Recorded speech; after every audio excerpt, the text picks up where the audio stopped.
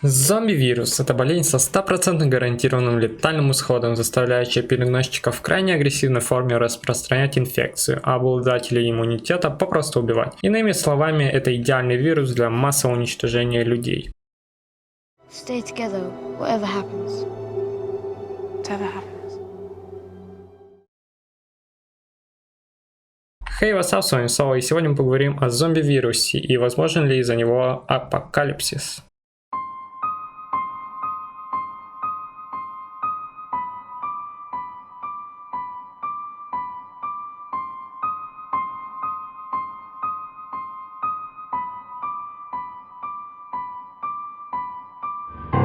– 2009 год. Стратегическое командирование вооруженных сил США. Ну что ж, приступим к разработке плана обороны страны от вероятного нападения армии живых мертвецов. Этот документ был опубликован Пентагоном. План получил официальное название СИНОП 8888, или вот его длинное название. Он включает в себя методические рекомендации для командирования американских вооруженных сил по разработке всеобъемлющего сценария на случай чрезвычайной ситуации для защиты мирного населения и гражданских властей от зомби, начиная с ликвидации зомби-угрозы и заканчивая полным уничтожением живых мертвецов. Авторы документа, правда, заверили журналистов, что образ зомби был выбран только для того, чтобы избежать нежелательных политических подоплек. По их словам, живых мертвецов в разработанной схеме можно легко заменить на любого потенциального противника.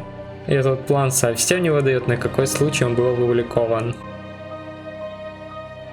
7 января 2017 года авторы научного журнала Journal of Physics Special Topics создали математическую модель, рассчитывающую скорость распространения зомби-вируса среди населения планеты. Согласно вычислениям, даже если эпидемия начнется с одного зараженного, появившегося в густонаселенной местности, то уже через 100 дней на Земле останется всего 181 человек и около 19 миллионов зомби. Правда, авторы признали, что не учли в своих расчетах возможность уничтожения живых мертвецов людьми. Но еще дальше пошли их канадские коллеги, математики из Отасква и Карлтонских университетов. В 2009 году они опубликовали целую научную работу в составе сборника Infection Disease Modeling Research Progressing, посвященную моделированию зомби-апокалипсиса, в которой попытались доказать, что само существование гипотетической зомби-инфекции рано или поздно должно привести к полному крушению цивилизации. Конечно, остается надеяться на то, что канадские ученые ошиблись в своих вычислениях, ведь подобный вирус с точки зрения биологии теоретически возможен. Собственно, в природе уже существует схожее явление, отчасти напоминающее зомби-инфекцию. Паразит давно известен всем ветеринарам и некоторым людям, и носит он название Toxoplasma gondii. Живет он и размножается в теле кошек, однако в качестве промежуточного носителя использует организм мышей, крыс и птиц. Паразит редуцирует в их мозгу центры страха, выключая инстинкт самосохранения и буквально заставляя тех самих лезть в лапы к хищнику. Кстати, от кошек паразит часто передается человеку и воздействует на его мозг похожим образом, снижая критическую оценку риска и замедляя реакцию. Если посредством генной инженерии 10-кратно усилить этот эффект и, допустим, скрестить Toxoplasma gondii с возбудителем вируса бешенства, то в конечном счете можно заполучить ту самую зомби-инфекцию.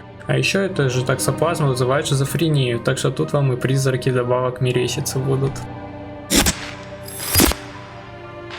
Кстати, наука, пусть и не самая официальная, уже сегодня может заставить человека вести себя подобно жившему мертвецу из голливудской киноленты. Правда, пока без помощи вируса. В 2012 году на улицах Майами полицейскими был застрелен мужчина, который напал на бродягу и в буквальном смысле обглодал ему лицо. По словам стражей порядка, у потерпевшего отсутствовала кожа на лбу, губах и носу. При этом для того, чтобы убить потерявшего рассудок каннибала, пришлось произвести 6 выстрелов. Такие случаи повторились еще в нескольких местах. Следствию удалось установить, что такое поведение было вызвано употреблением сильного синтетического наркотика, продававшегося в США под видом соли для ванн.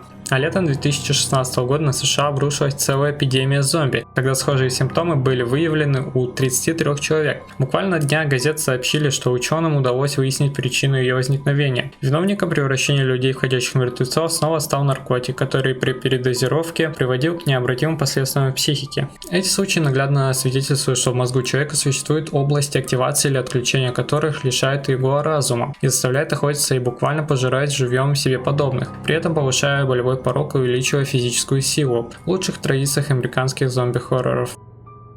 Декабрь 2013 года. Две женщины, которые скончались от лихорадки Эбола, снова пришли к жизни во время церемонии собственных похорон. Они умерли на территории округа Нимба. Этими женщинами были некая Дорис Квойф в возрасте 40 лет и Ма Кебе на 20 лет старше. Врачи установили смерть этих пораженных и изолировали их, поскольку их тела даже после смерти могли разносить заразу на окружающих. Таким образом, одна из них пролежала в гробу около 3 дней без еды, воды и медицинских средств. Очевидцы в воскресенье рассказали, что видели призрак покойной. Но как это произошло? Все мы знаем, что Африка не сильна в медицине, и я могу предположить, что это была обычная кома. А кома, в свою очередь, может быть вызвана множеством причин, начиная от травм головы, воспалений при энцефалитах, менингитах, малярии, а также в результате отравлений, то есть барбитуратами, окиси углерода и другими веществами. А Африка – рассадник всех этих воспалений и отравлений. И кто знает, будет ли на самом деле эпидемия, или это превратится в еще более страшную инфекцию, от которой люди будут так же быстро умирать, как и в фильмах про зомби. Время покажет.